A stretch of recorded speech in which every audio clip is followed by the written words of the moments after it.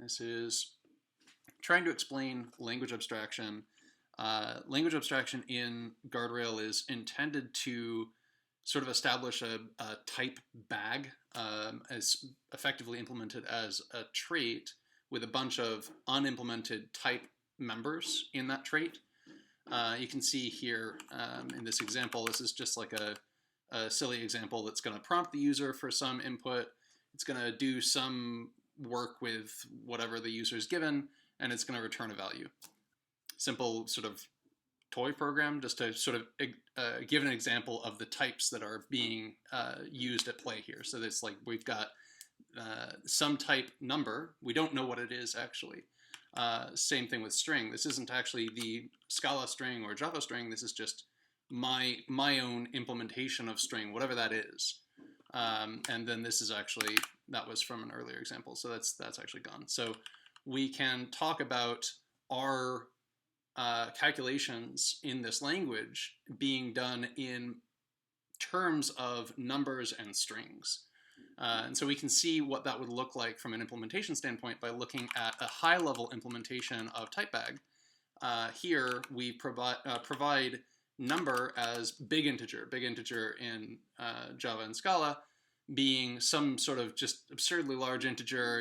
It's not even reasonable to express any sort of strict memory limitations on it. It's just super huge.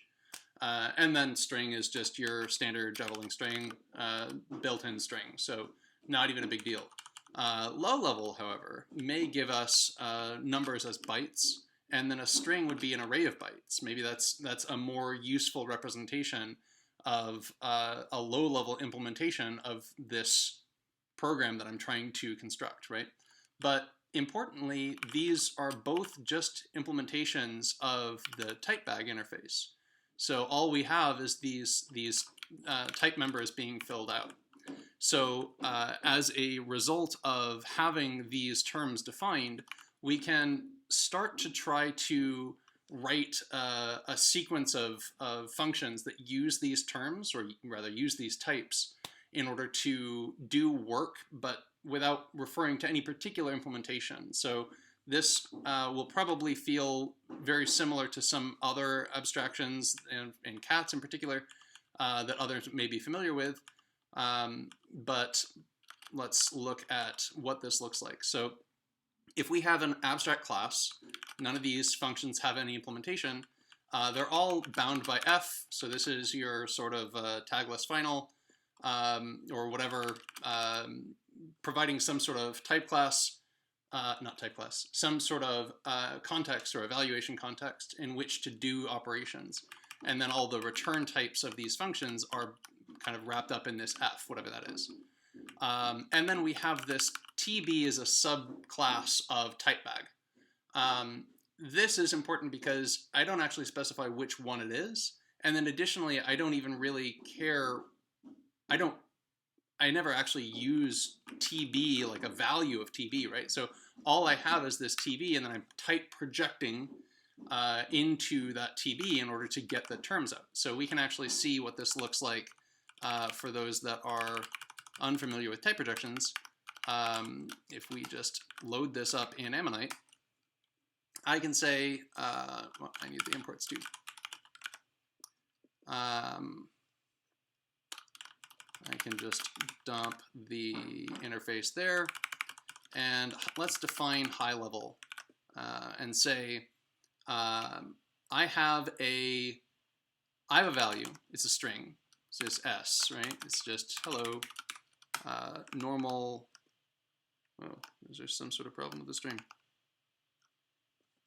Oh, I don't know. Oh, my computer's slowing down. All right, well, that's fun. Let's go back to the terminal.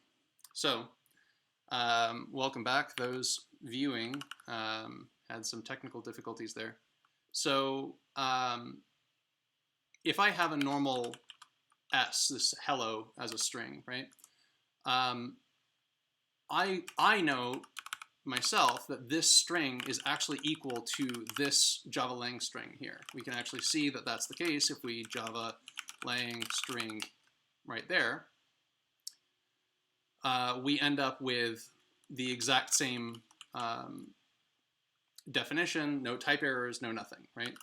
Now, if I say same thing, high level, hash is the type projection, and I project into high level and get the string out, I'm going to get the exact same thing back because high level has a definition of string, and that matches the expectation of the type for the literal string hello.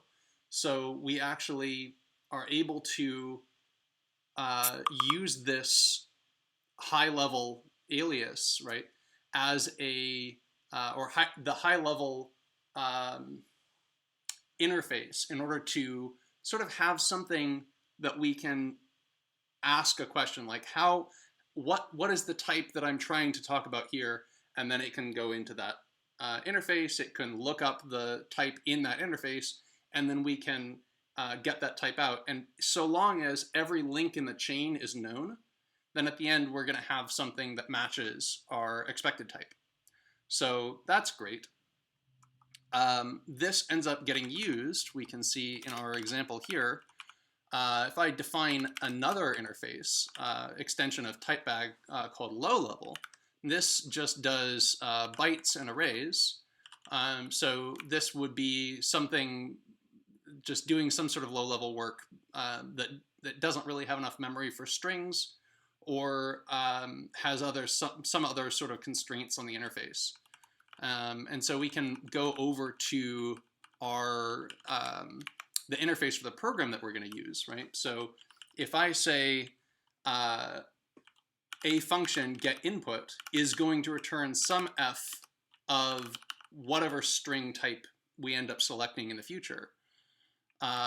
Same thing with parse string. Maybe I have one of these TB strings, like the type bag strings, but I'm actually going to parse out a list of TB numbers. So list is the standard Scala list, but TB number is internally kind of built into whatever this type bag is. I don't know what that number is, and then additionally that it might not even be possible to construct one of these things. So depending on the actual implementation details, as we'll see later, we have a lot of flexibility here for constraining valid constructions of our program using this technique. Pick number is just going to just take a list of numbers and then emit an option of TB number, whatever one it chooses. So if we then take that interface, paste that into our shell, and then go to the implementation. So we've got this high-level interface, right? So the implementation of a high-level interface, just sort of blasting through this thing. Feel free to just ask questions whenever, shout out questions if you have them. The high-level interface asks for input. It returns a string by just using readline. We're just going to prompt the user, input's going to be this, and then it's going to split that string and new big integer. It's going to trim all the white space off, and then it's going to to-list the rest of that thing. So we're going to end up with a list of big integer. We're evaluating in the identity monad. Identity in cats is like the identity of int is int, right? So it just flattens out. So we actually don't even need to specify any sort of ID wrapper around these types because they're just plain types. The identity monad is very useful for needing a monad, something that satisfies the f underscore shape, but when you don't actually need any sort of safety or error reporting or anything like that. But you still want to be constrained by monads somewhere, because maybe you do want to inject that at some point in the future, but you right now you don't need it, right? So it all just flattens out. Pick number, again, just takes the numbers and then just grabs the first one. Doesn't really matter what it is. I'm just going to give that as an option. Same thing with the low-level interface. This one is slightly different, where we know that we have to get an array of bytes. So we actually want to use standard in read byte. If we end up with -1, the central number, then we just kind of jump out of this thing and return that. But we'll consume as many bytes as the user will give us. we already have an array of bytes as our sort of underlying structure for what a string is, right? A string is an array of bytes. So to get a list of byte, calling toList on the array doesn't seem like a bad idea. Maybe it would be a good implementation or a good optimization at some point in the future for this code base to swap out list for some like type bound efficient implementation. So maybe instead of list for the low level interface, we just keep array so that we don't do any copies. That would be an improvement that could be made on the code base in the future. And then pick number again just grabs the first one out of the list and then returns that as an option. So let's take these two implementations of that interface, stick that in our REPL, and let's go on to the actual function that does work. It's called do work. So this, again, needs a subclass of type bag. It doesn't specify which one. It also needs some f. It doesn't even specify ID anymore. Now it just needs any monad. We also need an implicit interface of TB, type bag, and f, whatever f it is. And then we're just going to return an f option of whatever the number type is. So I don't actually know what that number type is, but I know that if all the other things that are defined in this function satisfy, then I'm just going to get one of that thing. So we're going to call the function getInput. We're going to call parseString on that input, and we're going to call pickNumber on that, and then we're just going to yield the parsed, right? We're going to yield the number that we picked. So we can just grab that do work. Now, do work, how do I call this thing? I know that it doesn't take any arguments, so it should be possible to just supply the type parameters and let everything else fill in. I may need to actually alter this to have a another set of parentheses here in order to force it to not need me to supply the implicit, but we'll see. So if I say HighLevel and then cat's ID, I would expect to be prompted for user input in the form of read line, and then it lets me just type a bunch of numbers. And then when I hit enter, it's going to parse that string and it's going to yield me an option of the first number that I entered as a big int, right? So if I hit enter here, sure enough, it's going to do some thinking. Here we go, here's our input. Let's say like 42, 11, and then 5. Sure enough, we get an ID option, HighLevel number. What does that actually correspond to? It is res11 get, and then this, we know that it is, yes, you're right, it's a HighLevel number, but also it's big integer. All right. So now we've got this big integer. Sure enough, it actually matches. The type matches. We have a big integer of 42. So I'm pretty happy with that. That proves that by calling this function with the type parameters HighLevel and cat's ID, we actually not only can find an implementation for the interface, but also that the exposed terms at the other end of this function call match what we expect as consumers of this interface. So the fact that I actually got usable terms out of this thing, even though you can see here, we actually didn't specify. But more importantly, I can actually swap over to LowLevel, do the exact same thing. I'm going to get prompted here, enter bytes terminated by -1. Let's start with good old 42. We're going to do 11, 5, and then -1. Sure enough, now we have an ID option low-level number of 42. This one is going to be res13 get byte, right? So this is actually going to be a byte, even though it's the exact same structure. You can see the only thing that we changed here was HighLevel changed to low-level, but the whole kind of way that all these things fit together worked exactly as it normally would. You would expect these things to do the same thing that they did before because nothing has actually changed. All we've done is swapped in another type bag for this set of types that we're doing work with, right?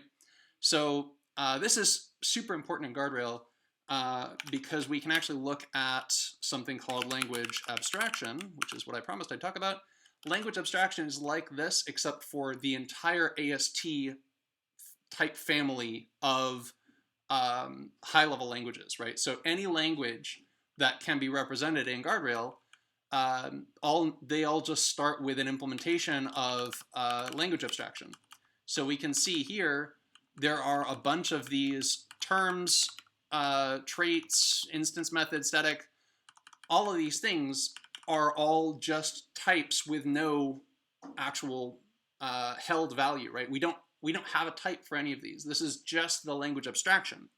So we end up going into Scala language, which was the first implementation of language abstraction. These pretty much correspond directly to Scala meta terms, Scala meta types rather. So Scala meta types would be like, we've got term as Scala meta term, term name, term select, where each of these match with the structure that will eventually be emitted by Scala meta when I pass in a set of input and get a set of output back. Importantly, I didn't actually mention this earlier, but if I have a, let's say, sequence, example sequence, where I accept a TB type bag, and then I will emit a, what do I want to do here? I actually want to case class held is TB type bag, and then this is going to be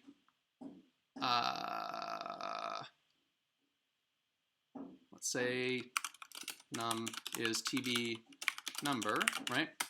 And then let's do another one, which is just going to call foo.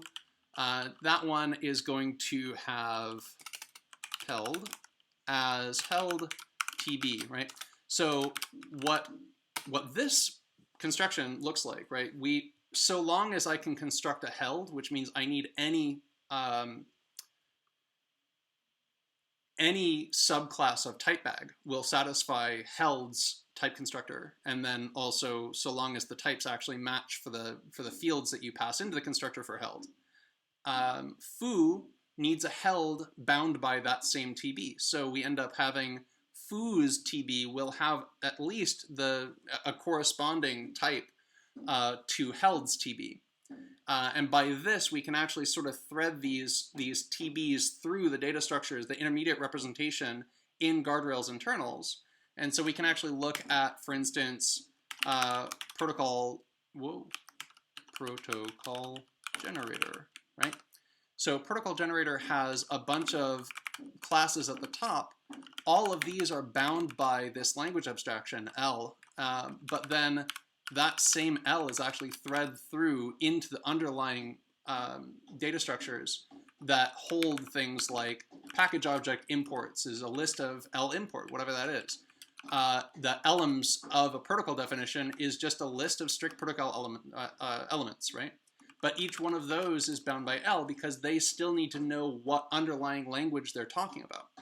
So in this way, all we do in guardrail for language abstraction is, or to support multiple languages, is we just provide different implementations of this language abstraction for the different ASTs that underlie that section of the code base, right? So if we wanted a language abstraction, if we wanted to add Python support to guardrail, having a Python AST in Java or in Scala that supports parsing Java or parsing Python, dealing with Python's internals, formatting Python syntax, and emitting Python syntax, it'd be very simple to come in and say, you know, here's some statements, here's some imports, whatever. You come down to something like object definition. There are no companion objects in Java, right? So the object definition here is nothing. And that's great because it means that if I want to generate a sequence of object definition and I get to the Java implementation of this thing, the Java implementation of this is always guaranteed to be an empty sequence because it's not possible to generate these things. So even though we would in other code bases, you might get to a point in the sort of the sequence of types, and you get to the end, and you're like, well, I don't actually have an implementation of this object definition. I don't have companion objects in my language. I can't actually emit this thing. I'm going to throw an exception, and the user is going to have to deal with it. In guardrail, because nothing has no inhabitants, it's actually not possible to compile guardrail in the first place. So if you want to add a new language and it turns out that the core underlying concepts or the assumptions in guardrail are not held for your new language, then it won't even be possible to compile guardrail. So that would be a point where if you start trying to massage these different parts together and you find that you can't get it to compile, there's a core underlying assumption in guardrail that is not being held by your new language. And so this is one of the reasons why this is such a powerful technique for guardrail's continued growth, right? So that's just a brief overview of how language abstraction works, at least how to consume the thing. We can look at one more example of sort of a very specialized use of language abstraction. In this case, it would be in Swagger util, one of our last remaining util classes in the guardrail codebase, back from when the Earth was young. So we end up having type.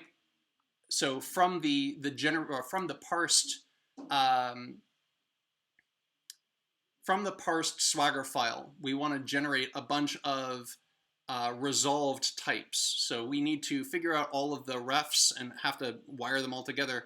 So we end up having these deferred and then resolved types, right? So we only have a resolved type if we know exactly what the type is, L type, in the language specified, the class dependencies, if there are any, default values, terms, again, not actually types in this case, if there are any default values, the raw type being from Swagger directly, and format as well, coming directly from Swagger. And then we can actually call these resolve references, right? So if you give me a language abstraction and some f, and I can find implicit implementations of the Scala terms and Swagger terms interfaces, I will give you an f of list of the term name to the resolved definition. And this is where we can actually do a bunch of work, but entirely without knowing what language we're talking about. We can see even here, we're actually threading through this L hash all over the place. And the code is totally fine with it. There's actually no problem with the construction in this way. If we call this from, if we look at where we actually call resolve references from, resolve references is going to be called in, again, Swagger util. Let's keep going, find extract concrete types, sounds good. Let's go to protocol support terms. So yeah, as you continue sort of threading through, you'll end up finding at the point at which you end up with a, let's say, Circe protocol generator. The Circe protocol generator is the thing that actually starts talking about the Scala meta types again. We actually encode explicitly the Scala language into our L parameter for all of these terms that we're extending, like an interpreter for the enum protocol term, with this L hard-coded to Scala language. And then additionally, when we're dealing with all of our underlying types, we're just using Scala meta directly in this codebase and in this way.